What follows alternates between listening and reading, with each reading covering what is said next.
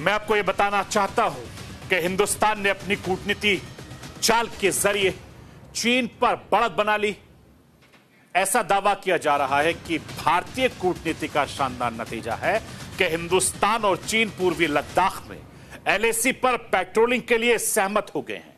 दोनों देशों के बीच यह समझौता देपसांग और डेमचौक इलाकों में पेट्रोलिंग को लेकर हुआ है। इस सहमति के बाद देपसांग और डेमचौक में चल रहे गतिरोध खत्म हो जाएंगे और इस समझौते पर अब चीन ने भी मोहर लगा दी है।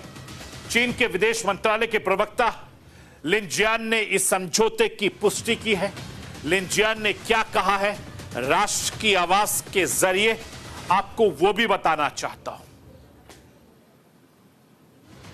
हिंदुस्तान और चीन सीमा को लेकर पिछले कुछ वक्त से दोनों देश राजनयिक और सैन्य दोनों स्तरों पर लगातार बातचीत करते रहे। अब दोनों पक्षों के बीच इस मामले पर सहमति बन गई है, जिसकी चीन सराहना करता है। चीन इस प्रस्ताव को लागू करने के लिए हिंदुस्तान के साथ मिलकर काम करेगा, यह चीन के प्रवक्ता की तरफ से बयान आया है। मैं आपको यह भी बताना चाहता हूं कि प्रधानमंत्री नरेंद्र मोदी की कूटनीति की चाल का नतीजा है चीन घुटनों के बल पर आ गया है।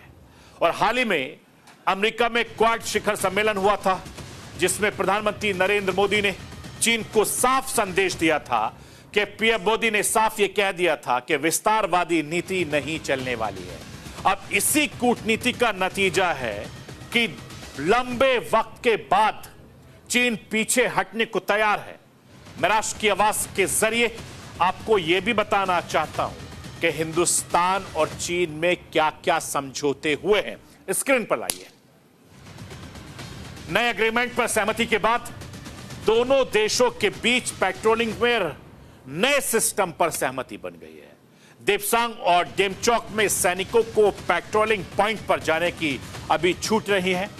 इस समझौते से 2020 के गलवान जैसे टकराव को टाला जा सकेगा।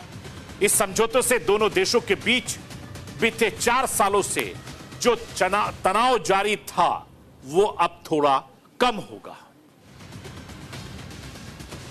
मैं आपको यह भी बताना चाहता हूं कि 2020 में गलवान में हुई झड़प के बाद से हिंदुस्तान और चीन के रिश्तों में काफी ज्यादा तलखी बढ़ी है और इस वजह से दोनों संबंधों में दुरुस्त होने से अभी वक्त लग सकता है, लेकिन यह एग्रीमेंट दोनों देशों के लिए एक नई शुरुआत जैसी है।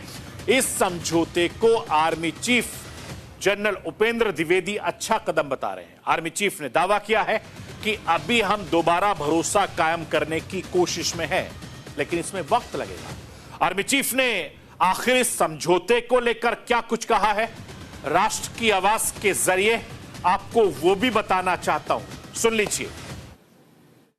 As far as we are concerned, we were looking at that we want to go back to the status quo of April 2020. Point number one. Thereafter, we will be looking at disengagement, de-escalation, normal management of line of actual control. And this normal management of line actual control will not just stop there. There are phases in that also. So this what I am saying, it has been our stance from April 20 itself when General Y.K. Joshi was the army commander, and even today that remains the same way. So as of now, what has happened? We are trying to restore the trust. How the trust will get restored? It will get restored once we are able to see each other. And we are able to convince each other, look, the buffer zones which are there, which have been created, we are not creeping. And both have to reassure each other.